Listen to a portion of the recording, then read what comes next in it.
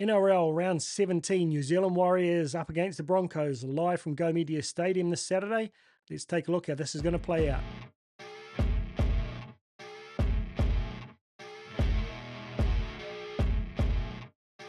Hey team, welcome back into the Warriorholic. First of all, apologies for not getting up a review of the debacle on the weekend. I honestly thought, what's the point? You know, two major stats stood out that everyone pretty much knows about. 66-6 and 50 plus missed tackles. I think 11 of our guys missed 3 or more tackles. I thought about trying to break it down. I did a pretty long-winded breakdown. Actually, I recorded it, didn't end up putting it up, sort of seeing how I thought this actually led to this moment. But I think to simplify it, imagine, when you go on holiday with your best mates, back in your teens or early 20s, it's a great adventure. You're on the piss every night. After about the first 3 or 4 nights, you start to get overtired. Things about your mates that you really love start to irritate you. I mean, I can think of my 2 best mates who will hopefully be watching this. Shout out to Snake Ape and Graham, 2 Multibank boys that I've grown up with for the past 50 plus years. Over the years, we've been on holiday and stuff together. When you start to get into competition and shit, you just wind each other up. And man, we've come close to getting to blows, particularly the other 2 over the years. Even though you're best mates and you've got all the positive intentions in the world, but when you're as competitive, as we are, but we're nowhere near NRL standard, mate. You've got guys who are high performance athletes. They do this for a living, who are not producing what they intended to over the season. They would have come into the year with high hopes, thinking that over the preseason they'd leveled up even more than they had last year, ready to take on the comp, probably dreams of winning a grand final, only to be, hit by competition they didn't anticipate, losing games they never anticipated. So going from uber confident to starting to lose a bit of confidence, to start to get irritated, to start to get frustrated, not just with themselves, but guys in the team. And eventually it leads to sort of finger pointing and disruption. And yourself, when you're starting to lose, I can just hear those wankers when we be, going out on Tekken or Gran Turismo, and you're having a bit of a bad run, and those mates are digging into you, giving you the old thanks for coming or whatever. It absolutely irritates you to the point you want to smash something. So every word that some guy's saying is going to be feel like a knife jab or like fingernails on a blackboard, to the point that eventually it just gets too much. Guys' hearts probably weren't 100% in it, obviously. When they started to get on the back foot, it's just like you think, shit, it's happening again. And it's like an avalanche in the NRL. When you're slightly off and the other team's on, you just can't turn things around. So to me, that's where I think it came from. I just think it was a culmination of a lot of frustration over the past 14 rounds that just came to fruition. I think it was unlucky 2 of our best defenders, and Mitch Barnett and Rocco Berry, weren't there. Both of those guys cover a lot of holes. I think Mitch Barnett's leadership on the field, he holds people accountable. I've mentioned it so many times on this channel, how he's the one I see being the big voice out there. When I've seen them live, he's the guy pulling the guys in behind the posts. So without him there, I think it was sort of like a bunch of headless chickens, guys pointing and shouting at each other. But shit, I hope this is a reset button.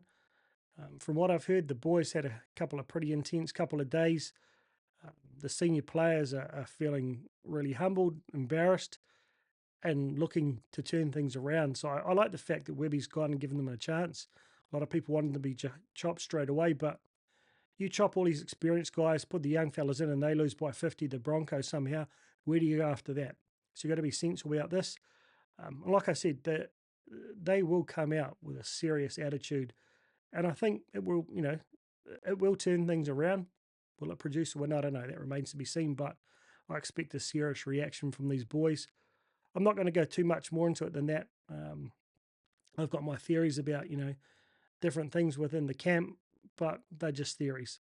I'm not going to comment. I'm not inside that camp every day. I don't see how the guys interact. I don't see how guys react to what Webby's asking them to do.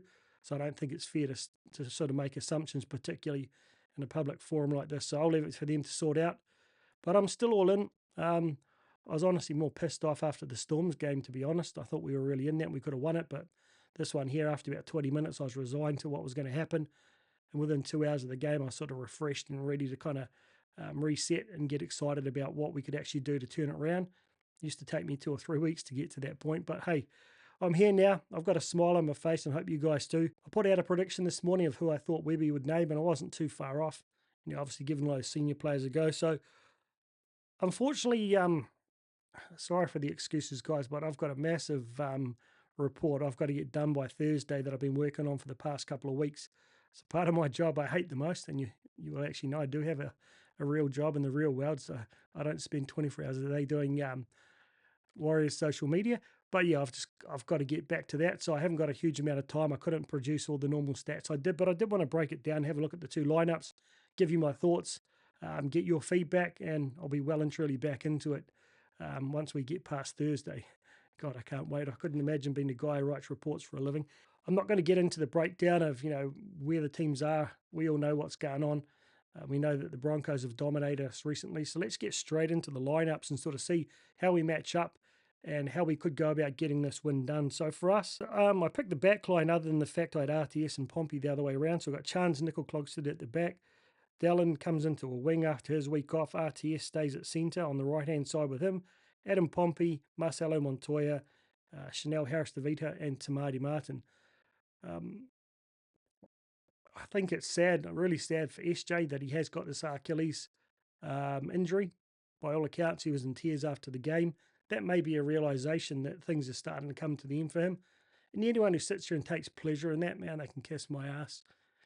That guy's given his heart and soul to this club for a very long time. He's given us a lot of highlights, maybe some lowlights, but the guy's human. Like I say, all of these guys are someone's brother, father, husband, mate. I wouldn't want people laughing at my son's struggles. So I find it pretty hard to accept that people are sitting there taking pleasure out of his pain and his sorrow. So I wish him well. I hope we do see him back in the jersey, but who knows? Who knows where that's going to sit with his contract and so forth, and how this injury will play out. But for now, thanks for everything you've done for us, big fella. But what does that mean? Well, it means that we've finally got this combination that everyone's been asking for with Chanel Harris-DeVita and Tamati Martin. Let's just see how these guys go. If our forwards win the battle, I think they've got more than enough to deliver. But one thing I will say, in the games that SJ has played in and we've lost, our forwards haven't necessarily given the greatest platform to play off. And I think if you'd had Chanel Harris-DeVita and Tamati Martin out there on the weekend, not much would have been different, because for a half, it all comes down to what kind of ball you're given. For the Broncos, still got a couple of guys out, but a solid backline with Tristan Saylor at the back. Jesse Arthurs, man, he's grown a second leg since he left the Warriors. He's a very quality player. Not much to him, but shit, he's a powerful runner, got some speed. Katoni Staggs, great fend on him, a lot of power. Selwyn Cobbo, he'll be hurting from being dropped from Origin. He'll be out to prove himself. Dean Mariner, man, isn't he a revelation? The speed that guy's got, someone we're really going to have to look to try and control. Otherwise, he's going to burn us on the outside. Ezra, man, he'd probably be wishing he was in state of origin, but he's here to lead their team around. And Jock Madden, he's a solid player. I think you look to Ezra Band to be leading their backs around. So when you look at the matchups one-on-one, I think, two very different fullbacks in CNK and Saylor. Saylor, another one of those young, not huge fullbacks, but very quick, a lot of X factor, full of confidence. So it'll be an interesting matchup. We love what CNK does, but there's a lot to be said by having that explosive young power at the back. Curious to see how that one goes. Dallin, he's a senior player. You'll think he'll be out to pay the boys back for letting them down and not being here this weekend, for getting sent off the week before. So I'm looking forward to him having a massive game up against Jesse Arthurs, former Warrior there. I think that one will be one of those key matchups, and whoever really dominates in that one could indicate who gets more points. RTS gets another shot in the centres up against Katoni Staggs. Kind of similar kind of players, both very strong upper body, explosive speed off the mark. Both got good fins, but Staggs, the young bull, I think he's probably got a little bit more over RTS of what we've seen from him this season. But what I'm really looking forward to is at some stage in the very near future is our backs getting some good front foot ball, our halves getting some really direct running going, and giving RTS some quality ball with space to move and to use it to show us he does have distribution skills. Because I've got to say, in every game he's played, he's got really shit ball. I don't necessarily put all his poor form down onto him. That said, I'm not convinced he's a centre. I'm probably leaning more towards him being on the wing, or even putting back at fullback like a lot of people have asked for, and putting Chance in the centres. But he's a quality player. He's proven it in the past, so I'm keen to give him the opportunity to really, find a way to get back to the best form he's shown in the Warriors jersey over the years. On the other side, Adam Pompey, man, I've been a huge supporter of his, and I still am, but his defense has been a little bit wanting when he's got those speedsters coming at him recently. I think oppositions have kind of figured out he's a little bit, I wouldn't say slow on his feet. He tends to let guys go past and then try and sort of close them down with arms because he's got big, bloody long arms. But we have to really get our space right on our defense, and he's got to get a little bit more proactive and sort of cover these guys up a little bit quicker, stop the throwing arms out, get his body right in behind them. Otherwise, he could be in trouble again. Particularly up against Cobbo. Like I said, he'll be out to prove a point. We know he's got a lot of X factor as well. He's a deceptively quick guy, but probably doesn't have the fastest acceleration. Not as agile as some of the guys who've burnt at him over the past couple of weeks. So two big bodies going at it. Should be an interesting battle with those two. Then we've got Marcelo Montoya up against Dean Mariner. Shit, he's going to have to be on his game on Marcelo and get the spaces right and really trust Adam inside him. If we're not getting our defense numbers right from the ruck and they start to get an overlap, Dean Mariner is going to carve Montoya up with that speed. So shit, I hope we get that right. I'm a big fan of Mariner, actually. He's a guy I wouldn't mind getting over to the Warriors.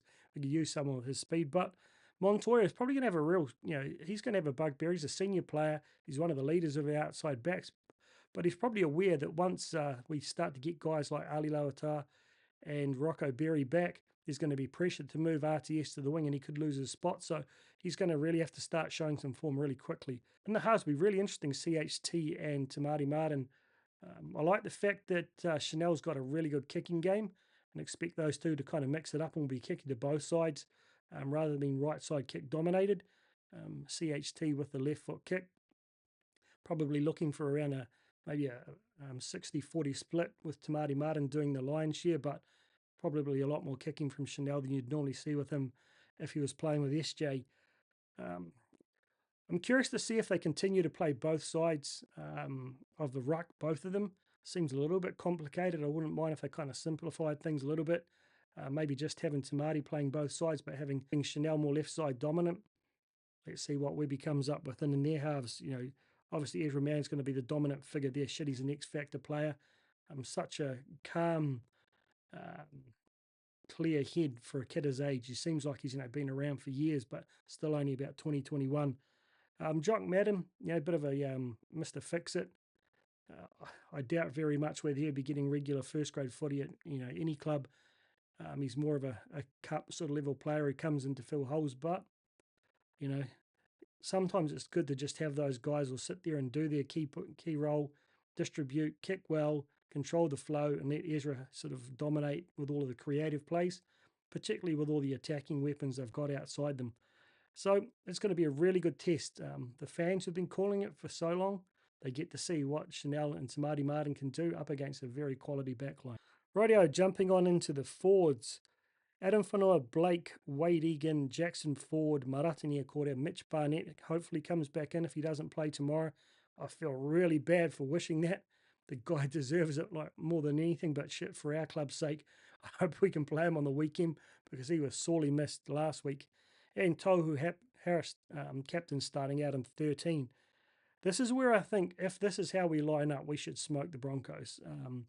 This forward pack is far from their best with Corey Jensen, Billy Walters, Xavier Wilson, all average, pretty good players in their own right, but our guys really on form should be a little bit too much for them through the middle. Brendan Pierre-Cordier, I don't even know how you say this guy's name, Jack Gozwiski. Shit. Can't say I've even heard of him. I haven't watched a lot of the Broncos games recently to know if he's even played.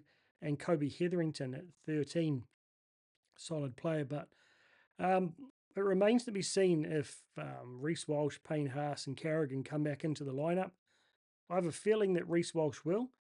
I think Walters has pretty much said as much as long as he doesn't get injured, but I guess it comes down with Payne Haas and Carrigan, how much work they have to get through. I think with Capewell, him being in our reserves, he's only playing a reserve bench role, whereas both of those other two are starters. So even if they play, they're going to be pretty battered. Hopefully we can make the most of that. If they come into this lineup, I think it's much, much more even. But if they play as listed here, I think we should have too much. But got to be careful when you say that after last week. Then we look at the benches. Interesting to see Freddie Lussick come back in. Doesn't offer much utility value. Uh, Maybe they consider playing him as a running forward if necessary, but I honestly would have liked to see a guy like Ben Farr in there, or maybe even Tane Tuopiki, someone with a little bit of X factor, particularly Ben Farr because of all the different positions you can cover. Tane, you're more sort of limited to potentially halves and fullback.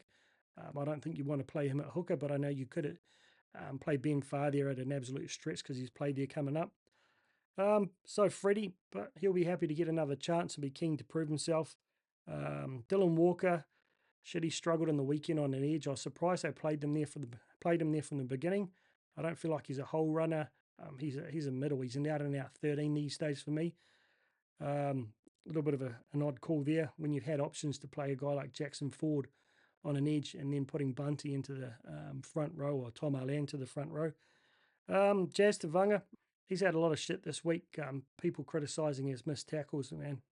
I don't know. People know I'm biased towards him, but I still feel 127 metres that he made Tohu the next best with 110. Most of our starting forwards not even getting close to 100. How do people question his effort, particularly on the back of a piss poor performance over the whole, to still be willing to run those metres?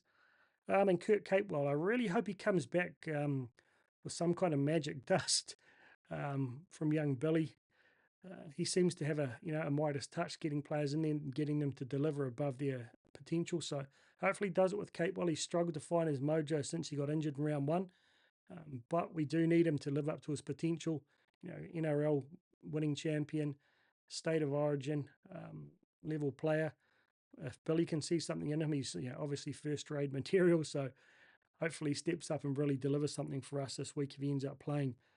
For them, what have we got here? Tyson Smoothie, Fletcher Baker, Josh Katapani, and Martin Topo.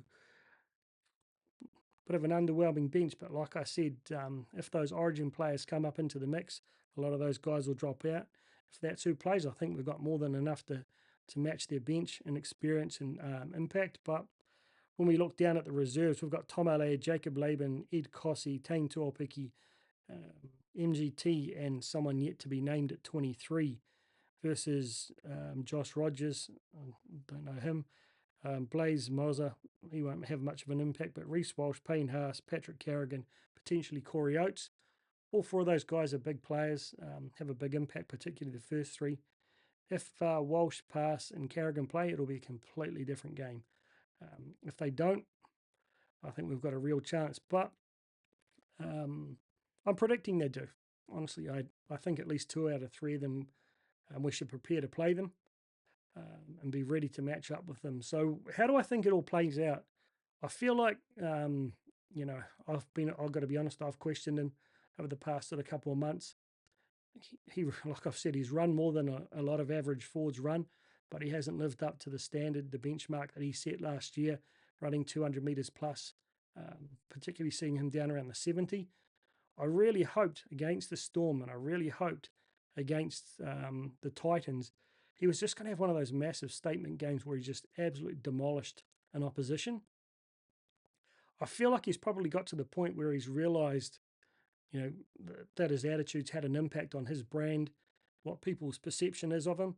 He's a competitive guy, so I hope he comes out with a chip on his shoulder, because a 250 metre, game from AFB when he just absolutely doesn't stop. He's got that bee in his bonnet. He's the best forward in the comp.